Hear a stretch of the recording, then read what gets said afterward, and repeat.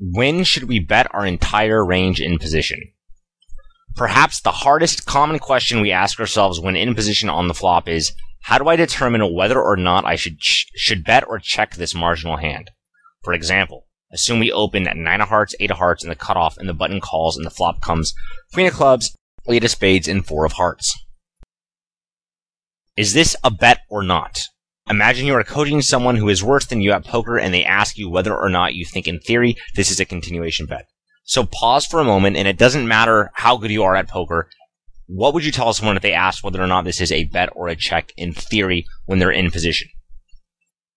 I realize it is opponent dependent since it is very close and both checking and betting have very different effects, but there is a theoretically correct answer here even if it is hard to find. So one thing that I've learned a lot is when you try to teach someone something, and if you can't teach it well, it means you don't really understand the concept. So if you're not able to explain why you think this is a bet or a check very well right now, it probably means you're leaking pretty bad here. If you are able to explain it pretty well, then you probably have some idea what you're doing, and we'll go into more detail and we'll see whether or not we're on the same page. What determines whether or not you bet here? Determining factor number 1, the EV of betting any two cards. We stressed this incredibly important concept throughout the last video. If we can bet any two cards here for +3 big blinds, since the opponent check folds so much, we're going to be much more likely to bet than check here. In other words, we're more likely to cash in the hand now, the greater the EV of betting is. It's harder for checking to be more plus EV than betting if betting is plus 3.5 BB than if it is plus 1.7 BB. So keep that in mind. That is the most important thing, which is why I stressed it like nuts in the last video. If your opponent is check folding a ton, you're probably going to be very unlikely to check back since betting is so profitable. And you're always comparing the EV of checking to betting. So if your opponent check folds like crazy, you're going to bet like nuts. Determining factor number 2, the risk of allowing the opponent to see a turn card with his entire checking range. We did not stress this much in the last video, but it is incredibly important. Hands where giving a free card is riskier will have a lower EV when they check than hands which don't fear giving a free card. Since we only have a pair of 8s here, about half the turn cards will be overcards.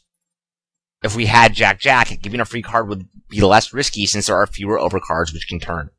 So there are more factors in this, but these are, in my opinion, the two main factors which are really going to determine whether or not the player in position is betting a lot of sort of marginal hands. And you're going to find when you are starting to try to solve hands or when you're working with whatever program you're working with, that usually there'll be a lot of hands that are around the same strength.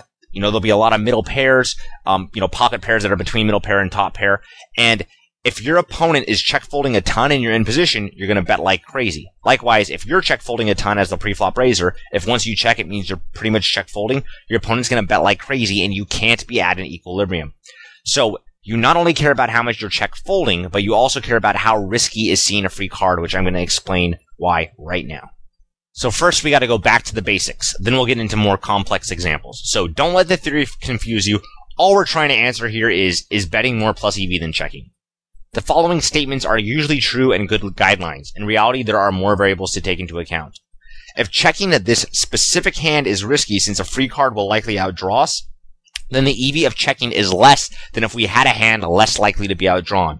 This makes us more likely to bet this vulnerable hand. So that's easy enough. If I have a hand that's vulnerable, I'm going to be more likely to bet it because I'm saying, well, yeah, I might not be in love with betting this vulnerable hand because I can get check raised, and I don't know if I do very well when my opponent check calls, but I don't want to check back and just give away tons of free, cards for my opponent to outdraw me. Simple enough.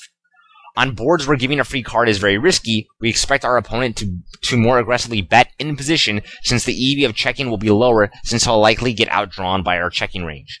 So if it's a board texture where I know my opponent is going to really hate giving me free cards just because there's a lot of risky stuff that can come on the turn, I think he's going to be more likely to bet the earlier streets, whereas if the board's very, very, dry or sort of locked where it's not likely we're going to outdraw him, I think he's going to be more likely to check back marginal hands.